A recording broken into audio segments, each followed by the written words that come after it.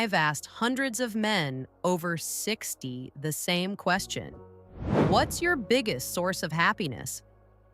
And the answers vary: family, hobbies, travel, freedom to do what they want. But there's one answer that comes up more than anything else. And it's not what you'd expect. It's not money. It's not finally having time to yourself. It's not even health, though that matters. The single biggest source of happiness for men over 60 is something simpler. And most men don't realize how much they need it until it starts slipping away. Now, I've spent years working with men in this age range. Professionally, personally, in casual conversations at gatherings, at the golf course, in my office, and I've noticed a pattern that's impossible to ignore. The men who are thriving, the ones who wake up with energy, who have a spark in their eyes, who seem genuinely content, they all have one thing in common. And the men who are struggling, the ones who are isolated, bitter, or quietly depressed, they're missing that same thing. So let me walk you through what happiness isn't first, because most men waste years chasing the wrong things. It's not money. Now, don't get me wrong, financial stability matters. You need enough to cover your bills, to not stress about every expense, to have a cushion for emergencies. But beyond a modest level of comfort, more money adds almost nothing to your happiness. I've met men with plenty of money who are miserable. And I've met men living simply who are deeply content. The difference isn't in their bank accounts. It's not travel either. Sure, seeing new places is great. But if you're traveling to escape loneliness, to fill time because you don't know what else to do, it won't fix anything. You'll just be lonely somewhere else. Travel is a bonus, not the foundation. And it's not even health, though health is critical. Because I've seen men in relatively good health who are utterly miserable. And I've seen men dealing with chronic issues who are still genuinely happy. Health gives you the ability to engage with life, but it doesn't guarantee happiness on its own. So what is it? What's the one thing that separates the men who are thriving from the men who are fading? Real, meaningful human connection. When you have people you trust, people you can talk to, people you share life with, you're happier. It's that simple, and it's that powerful. Because humans are wired for connection. We're not built to go it alone. And when you strip that away, everything else starts to feel hollow. You see, the men I've worked with who are genuinely happy all have this in common.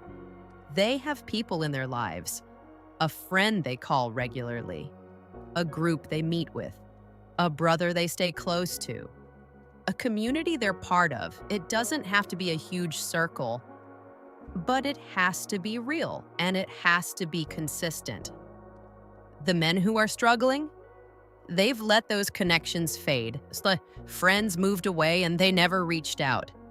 Relationships drifted, and they told themselves it was fine. They retired and suddenly realized they don't have anyone to talk to anymore. And the isolation creeps in slowly. So slowly that they don't notice it until they're sitting alone, wondering why nothing feels good anymore. Here's the brutal truth. Loneliness kills, not just metaphorically, literally. Studies show that chronic loneliness is as harmful to your health as smoking 15 cigarettes a day. It increases your risk of heart disease, stroke, dementia, depression. And beyond the physical damage, it destroys your sense of purpose. Because when you have no one to share your life with, what's the point of anything? But connection, real connection, it does the opposite. It keeps you sharp. It gives you reasons to get out of bed. It makes you laugh. It makes you feel seen, valued, useful. And that's the key, feeling useful, because men don't just need connection. They need purpose. And purpose often comes through connection, through showing up for someone else, through being needed. Now, if you're watching this and realizing how important this is, if you're starting to see that connection is the foundation of everything else, hit that subscribe button and ring the notification bell. Because we talk about this kind of stuff every single week. How to thrive after 60, how to stay strong, sharp, and engaged with life. No fluff, just real, practical truth. All right, so now you know what the biggest source of happiness is. The question is, how do you build it? How do you maintain it? Because connection doesn't just happen. You have to create it, and that takes effort. First, reconnect with people you've lost touch with. Old friends, former colleagues, people you genuinely enjoyed spending time with. Don't overthink it. Just reach out, send a message, make a call. Most of the time, they'll be glad to hear from you. And even if the conversation feels a little awkward at first, that's fine. You're rebuilding something that matters. Second, join something. A club, a group, a volunteer organization.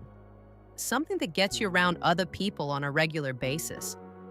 It doesn't matter if it's a woodworking class, a veterans group, a poker night, or a church community. What matters is that you show up consistently, because consistency builds relationships, and relationships build happiness. Third, mentor someone. Younger men need what you know. They need your experience, your perspective, your wisdom. And when you give that, you're not just helping them, you're giving yourself purpose. Because being useful to someone else is one of the most powerful sources of meaning a man can have. Fourth, stay in touch with family.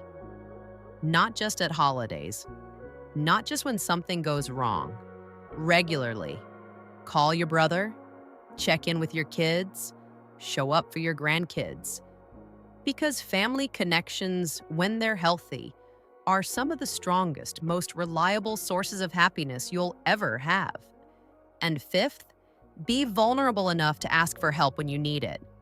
This is the hardest one for most men, because you're trained to handle things on your own, to never admit you're struggling. But isolation feeds on that pride. And the men who break through it, who admit they're lonely, who reach out even when it feels uncomfortable, those are the men who survive and thrive. What's your biggest source of happiness? Does this match your experience? Drop a comment and let me know. Because I'm curious if this resonates with you the way it's resonated with the men I've worked with. Now here's the formula that keeps coming up. Stay connected, stay useful, stay healthy enough to keep showing up. That's it. Everything else is noise. Money helps, but only to a point. Hobbies are great, but they're not enough on their own. Health matters, but only because it lets you engage with the people who matter. Connection is the foundation, and if you don't have it, nothing else will fill that void. So if you're isolated right now, if you've let your relationships fade, if you're sitting alone more than you'd like to admit, start rebuilding today, not next week, not when you feel more motivated. Today, because the men who wait, they keep waiting, and the isolation gets deeper.